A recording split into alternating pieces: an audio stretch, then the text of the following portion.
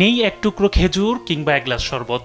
নাটোরের সেলিনা বেগমের পরিবারের ভাগ্যে ইফতার জুটছে কেবল সেদ্ধ করা কয়েক টুকরো লাউ শাক।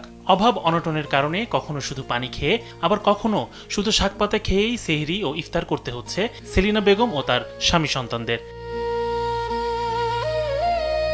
রমজানে ইফতারের সময় ঘরে ঘরে থাকে উৎসবের আমেজ, কিন্তু সেলিনা বেগমের ঘরের চিত্রটা ঠিক তার উল্টো। সেখানে কোনো উৎসব নেই, আছে শুধু এক বুক হাহাকার আর পেটের তীব্র ক্ষুধা। আমরা পানি খেয়েও রোজা করি। ইফতার টাইমে ইফতার পরে যে আমরা ভাত খাবো সেই ভাতটাও নাই, এমন শাক সিদ্ধ করে নুন দিয়ে সেটা খেয়ে আমরা ইফতার করি। সেলিনার পরিবারে 2 প্রতিবন্ধী মেয়ে, 2 বছর বয়সী এক ছেলে, স্বামী শাশুড়ি সহ মোট 6 জন সদস্য। প্রায় 2 বছর আগে দুর্ঘটনায় সেলিনার স্বামী জহুরুল ইসলাম অসুস্থ হয়ে পড়েন। পরিবারের একমাত্র উপার্জনক্ষম ব্যক্তির এমন অবস্থায় চরম দুর্দশায় পড়ে যায় তার পরিবার। এরপর থেকেই অর্ধাহারে অনাহারে মানবেতর জীবনযাপন করছেন সেলিনার প্রতিবন্ধী 2 মেয়ে সহ 6 সদস্যের পরিবার। 2টা মেয়ে প্রতিবন্ধী, এমন অবস্থা আমাদের ঘরে একমাত্র চাউলও নাই যে বাচ্চাদের মুখের সামনে ভাত তুলে দিব।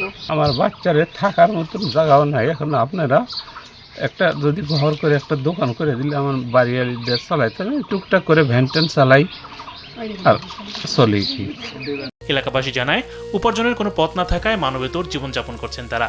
অনিশ্চিত ভবিষ্যৎ আর দারিদ্র্যের কঠিন বাস্তবতা তাদের জীবনকে করে তুলেছে অসহায়। চাচা আসলে খুবই দরিদ্র, চাচাদের কিছুই নাই, এই বাড়িটা ছাড়া, এই একটা ঘর ছাড়া। আর এনার পরিবার হলে একজনই হলো ইনকাম করার লোক। সংসারের পরিস্থিতি ভালো না, ওই যে দাদি আর বাড়ি চালিয়ে এসে দেয়, রোজার মাসে আমার ওই দেওয়ালের ইফতারি করাছে।